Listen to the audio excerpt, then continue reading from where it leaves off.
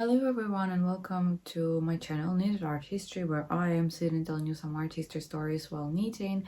And welcome to another video about decorative arts. We didn't talk about decorative arts for quite a bit on this on my channel. So today we're going to be talking about the Royal Copenhagen porcelain factory. A pretty well-known thing if you are into porcelain and all this stuff. So it's like, in the same it is as well known as Mason, for example, German manufacturer, or Sèvres, the French one. So today I'm gonna tell you briefly, their history, how they started, their most distinctive services, something like that.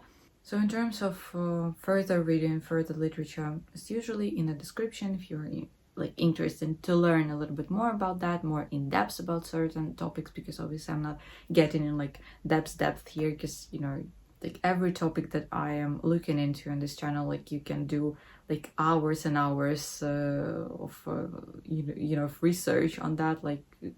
Those videos will be super extremely long. So yeah, in terms of photos also, there's not a lot of old examples, unfortunately, but I still think it will not be really a problem for you. So yeah, I don't have anything to add anymore, I think. Yeah, so without further ado, let's dive into our topic today. So Royal Copenhagen, as I already said, is the most well-known porcelain factory in Denmark. And European porcelain just overall was strongly influenced by Chinese one. Over a long period, masters from Western and Central Europe tried to understand and find the recipe for porcelain like in China. And so John Friedrich Böttger, he succeeded in it because in 1709 he invented a recipe for a white translucent porcelain that had all the characteristics of a Chinese one. And in professional literature, you will also find such terms as hard paste or pâte dure in French, and to indicate transparent porcelain. And there is also such term as soft paste or pâte tendre. So the first porcelain in Denmark began to be made during the reign of the King Frederick V. During a certain period, native craftsmen tried to invent the recipe for porcelain themselves, but it was possible to establish its production only with the arrival of a French master, Louis Fournier. And so this period in history of Danish porcelain is called Royal Copenhagen is called the Fournier period. Of course, he did not work alone. His assistants were Danish artists and sculptors. The production under the leadership of Fournier later acted as gifts for wealthy foreigners, like members of some other royal families, some ambassadors, and etc. Currently, only 20 examples of this period have been preserved, so they are incredibly rare and, obviously expensive. And there is also the mark, and the F in this mark, it stands actually for the name of the King Frederick, not the name of Fournier. The modeling, the design, the coloring of such early examples as these of a new factory are naturally dependent on prototypes. And the prototypes here were the works of Sèvres manufacturing and Mason manufacturing. This period ended with the death of Frederick V in 1766. Then his son Christian VII took the throne, started to reign. And his son did not win the trust of people and did not patronize the porcelain manufacturing like his father before. And accordingly, porcelain production declined for some time, and Fournier decided to it's better for him to return in France. The next period is associated with Franz Heinrich Müller. He began his experiments during a difficult time for the Danish crown, a time full of intrigues and scandals, and nevertheless, Müller experimented a lot with clay and glaze, and in the end he was able to create a large porcelain factory in Copenhagen. Quite quickly after their opening, they began to develop an original and, well, as we can say, national style. Müller actually, interestingly, he was actually a chemist. He was not like an artist or anything. So he was a chemist. That's why he, he was well more acquainted with all this, like again, chemical stuff and all of this. And he experimented more like in this way rather than artistic one. And he was actively also interested in botany, mineralogy, and metallurgy. And the idea of creating a manufactory to produce porcelain appears to Müller already in 1765, together with an artist named Richter. So Queen Juliane Marie, definitely not with a French accent, but whatever, the queen, she became his patron actually. And on March 13, 1775, so like decade after like Müller actually started to think about opening his own factory, the company monopolized the porcelain market in Denmark, and the first meeting of the company took place on May 1st, 1775. This date is actually considered the date of establishment of Royal Copenhagen. At this first meeting, the Queen proposed a trademark in the form of 3 blue waves, and well, these 3 waves, they represent Denmark's 3 waterways. So Müller worked this enterprise single-handedly, even though he had just 1 share of the subscribed capital. Müller, in addition to the receipts of recipe for the porcelain paste, also made the pigments himself. So the most distinctives were blue, green, and purple, I believe. However, the court was, Müller was pretty successful, but the court was not very appreciative of him, as we can say, and was not very supportive of his ambitions. And so Müller and his artisans were forced to sign a contract according to which he could not leave the factory actually, and was obligated to keep absolutely everything he knew about the manufacture and its recipes as a secret, which is kind of normal, and which is kind of like a thing for a lot of things. It's like the same with Murano glass, for example. You could literally, like, they could literally execute you if if the authority would find out that you run away from Murano and you told those secrets, like secrets of glass making, to someone else. So this is like a normal practice back in time, and not just back in time. I think that there's actually a lot of companies like this still. They're keeping their secrets so they can be, they can be more successful on the market. I don't know. So the first 4 years of work were pretty critical. Müller with his artisans were still discovering the best techniques and recipes. In 1779, the manufacturer faced a serious crisis, and so they could have suffered the fate of Fournier before that, so they got to the same line. However, someone paid their debts, so I haven't found any info. In some of the resources, it was said that someone, like we don't know who did that, but someone paid their debts, and the factory was transferred to state management and began to bear the name Royal Porcelain Manufactory. And well, the name is still preserved as we can see. The very first pattern that began to be used on products is called blue fluted. It was created in 1775, until this day is being hand painted on china. Blue fluted would gradually become synonymous with the Danish porcelain actually.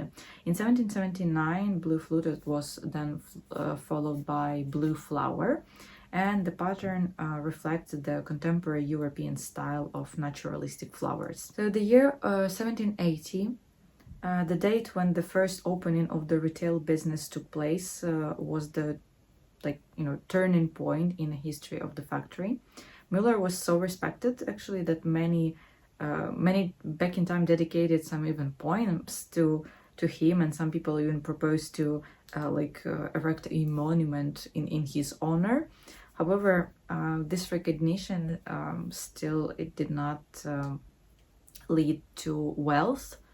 And again, because like as I understand, because the court was not really like happy with his reputation. I don't know. And so like Mason, the earliest pieces of Royal Copenhagen were painted with cobalt blue glaze.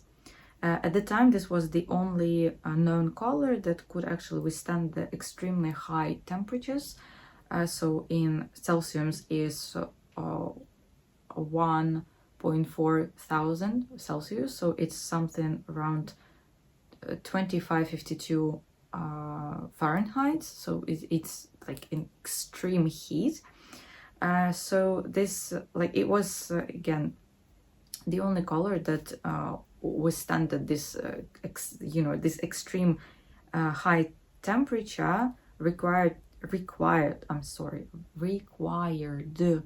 yeah, I can't pronounce this word, to achieve the desired hardness of Chinese style porcelain. But unlike Mason and like other porcelain factories, however, Royal Copenhagen continued to produce china and dinerware in the traditional this blue and white style, even after methods for implying other colors were discovered. And for this reason, cobalt blue has become the distinctive trademark of Royal Copenhagen porcelain. During the next 10 years from the beginning of the retail trade, the manufacturer must have produced more than enough products, as in 1790 custom house regulations issued a ban actually on foreign porcelain, and it was said that foreign china is prohibited because the manufacture of Copenhagen, which is at the charge of the state, has been of late productive enough to supply the two kingdoms with an article of luxury more than of necessity. So the best samples that were produced at this factory were available only to the richest strata of the population and were not seen by the Danish people in general at this point. In 1790, then, the manufacturer started to work on royal commission, and the Danish king commissioned an exquisite dinner service, which is now known and which has had the name back in time also, Flora Danica.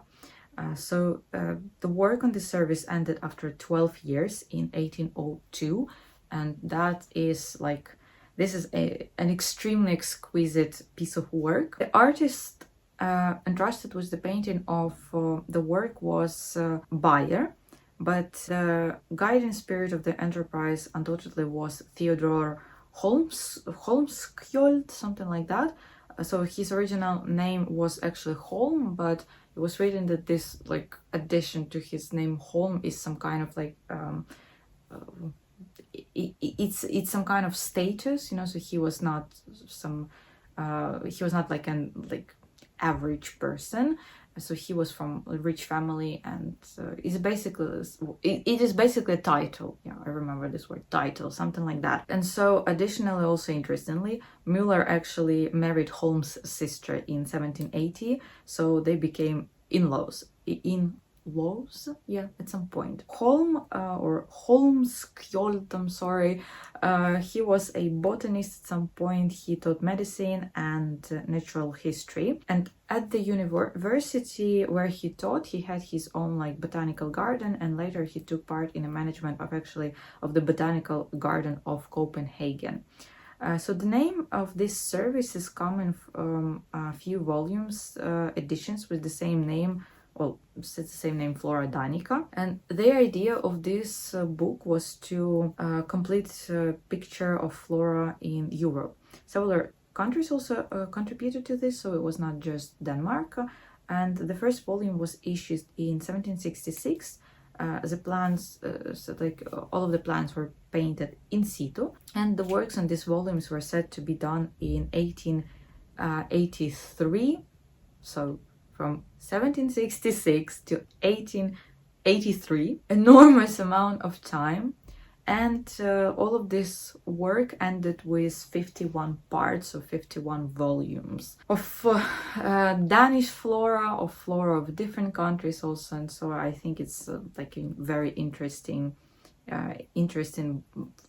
thing for botanists also. So when the order was made, it was not at first known for whom it was intended. However, as the work on the series progressed, it got clear that it was intended to be presented to Catherine II, the Russian Empire Empress at the time. However, while this service was being done, she died.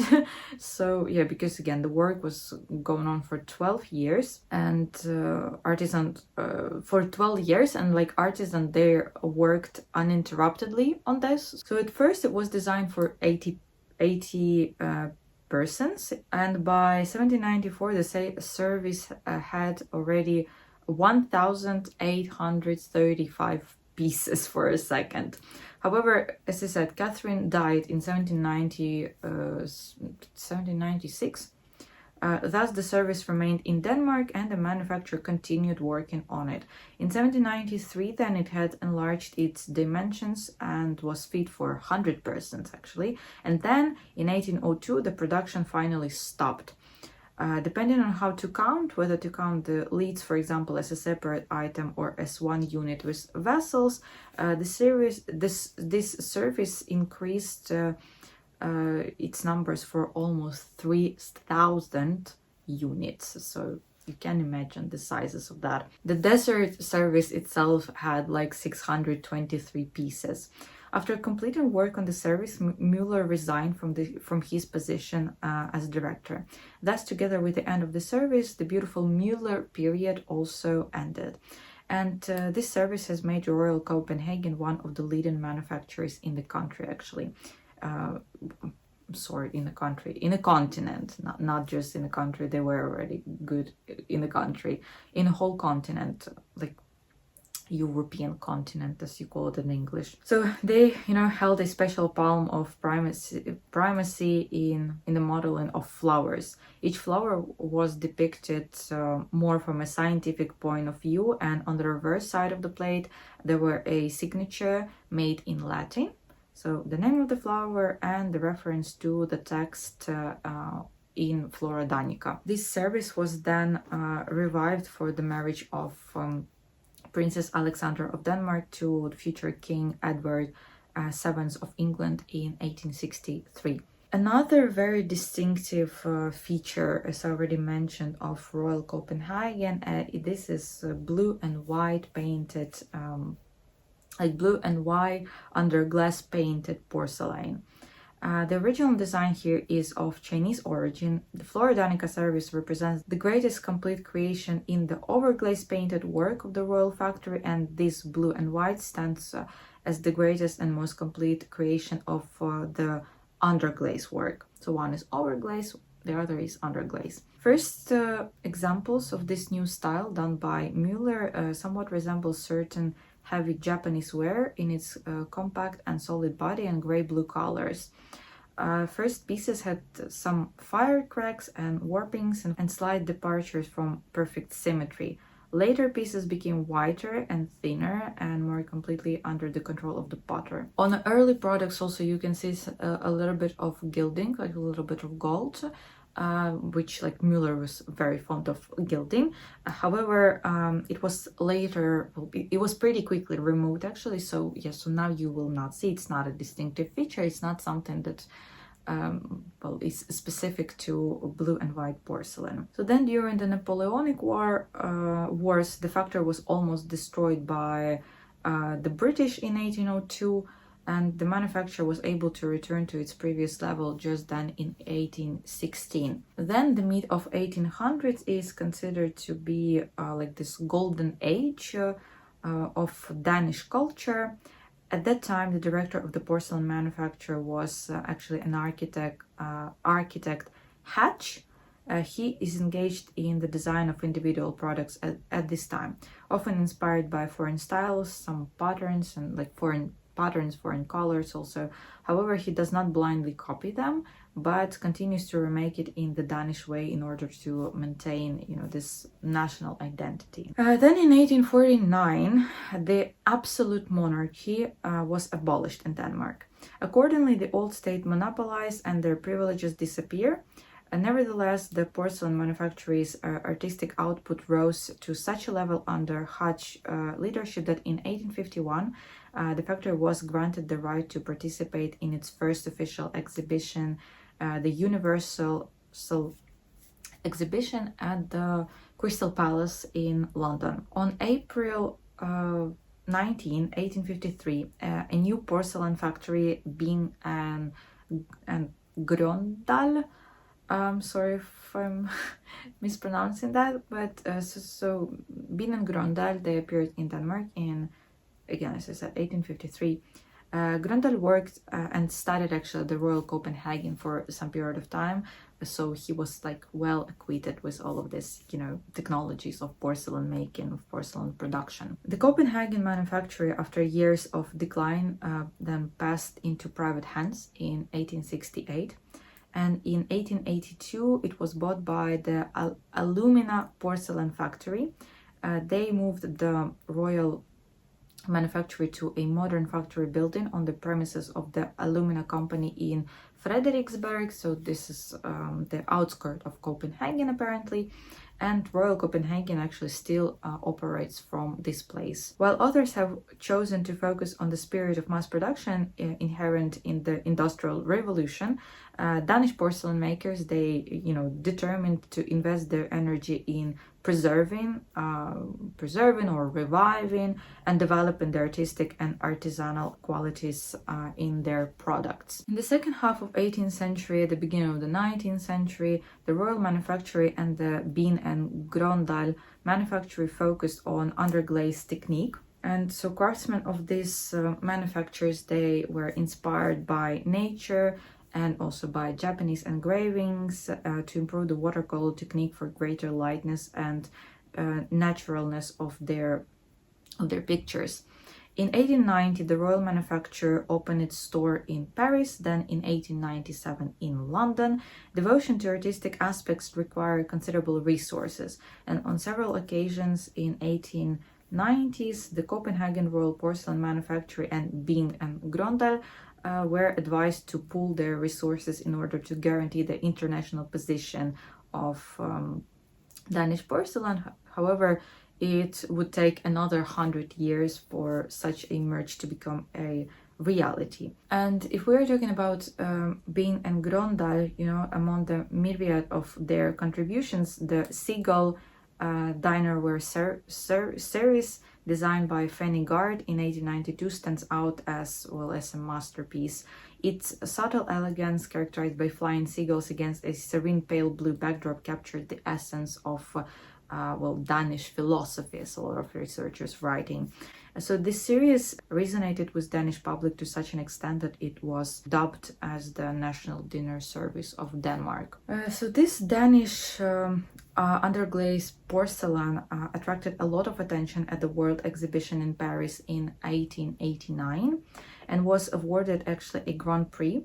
Efforts intensified in the years that followed, culminating in prizes, honors, and also acknowledgement on the 1900s World Exhibition. So the new century began with the search of new forms, obviously, and a lot of artists, or quite a bit of artists, they were following, you know, they were creating their own, you know, the Danish version of Art Nouveau. And so those were such artists as Christian Joachim and Harald Slot Møller. Also a known name back in time was the name Gerhard Henning. He was a sculptor. So he was creating this like porcelain figurines and was pretty famous, as it said. In the 20s and 40s, two styles were dominant. It's Art Deco and Functionalism. Both had a marked influence on Danish porcelain, albeit steeped in typical Danish interpretation. Art Deco is more restrained in its forms and decorations. For example, services designed by Christian Joachim and Thorkild Olsens. So to Functionalism, the Danes add rounded shapes and casual elegance. So after the Second World War, so it's not a lot of, you know, it's not very known what was going on in 40s specifically in this period of time. But after the Second World War, obviously people became like a little bit more positive. I don't know. They relaxed a little bit, you know, that their mood improved a bit, and they started to look a little bit more positively in the future. And at the same time, this democratization of the society led to increased awareness and wide interest in decorative and applied arts as a whole. So now this idea that everyone should be able to afford and have some beautiful stuff in their houses widespread through Denmark. With its international undertones, Danish design is became the style of the 50s and 60s in, well, Western Central Europe and US also. In the Danish porcelain manufactories, this style is adapted with great virtuosity and competence, both in pottery and porcelain. Two sets from this period testify to distinct parallel lines of a design. A set by sculptor Henning Koppel from the early 60s, in which generalized organic forms in lustrous white porcelain suggest luxury while remaining simple and also functional, and architect Gret Meyer's sleek functional blue line faience tableware, destined to become the most actually popular Danish tableware in, well, modern idioms, we can say. In then 70s and 80s, there were some kind of, contrast in styles. So on the one hand, we had this back to nature stuff. So certain group of artists, they had this like nostalgia for the past, and this like naturalistic styles, naturalistic things back then.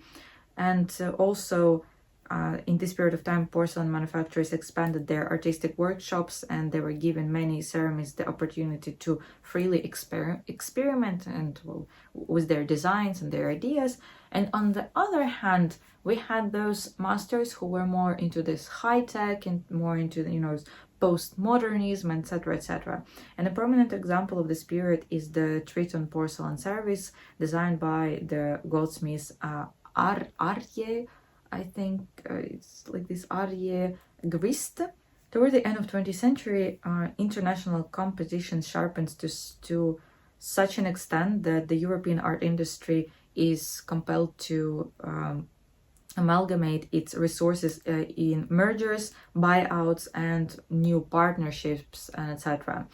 So the Royal Copenhagen Manufactory had already bought George Jensen silversmithy in 1972. Jensen is one of the most prominent, one of the best silversmiths of in Denmark, and it was after his death in 1935 he was actually called the greatest. But it was New York Tribute. What is this correctly?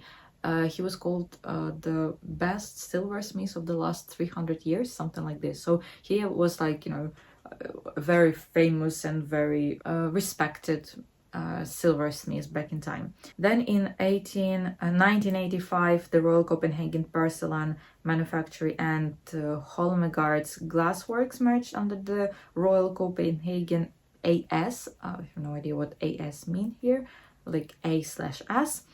In 1987, then Bean and Grøndal, they joined Royal Copenhagen also.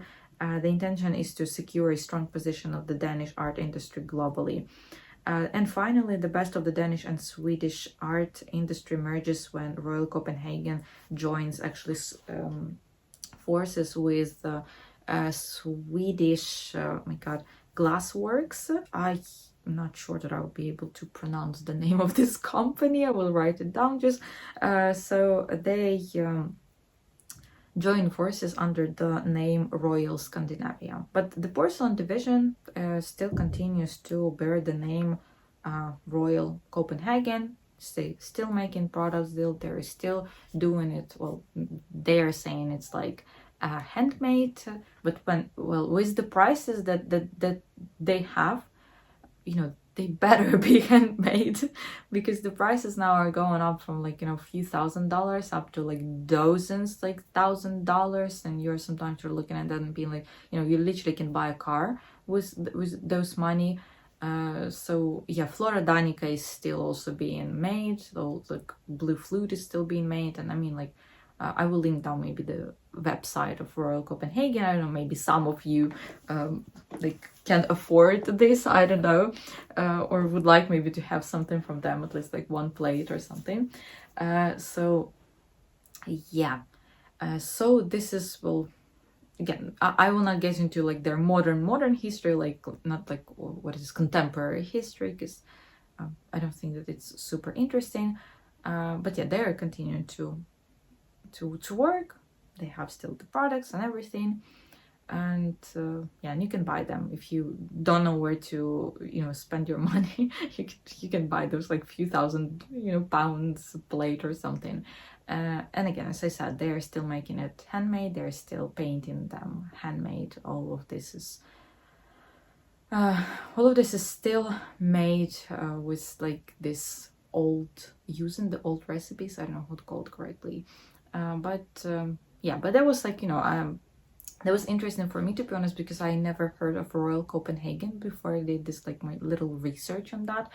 And I mean, Mason and also Sèvres, I'm sorry, obviously those are like two, you know, if you're an art historian and you don't know what Sèvres and Mason is, it's like, it's a shame. But yeah, you know, we learned those two like factories in depth in university.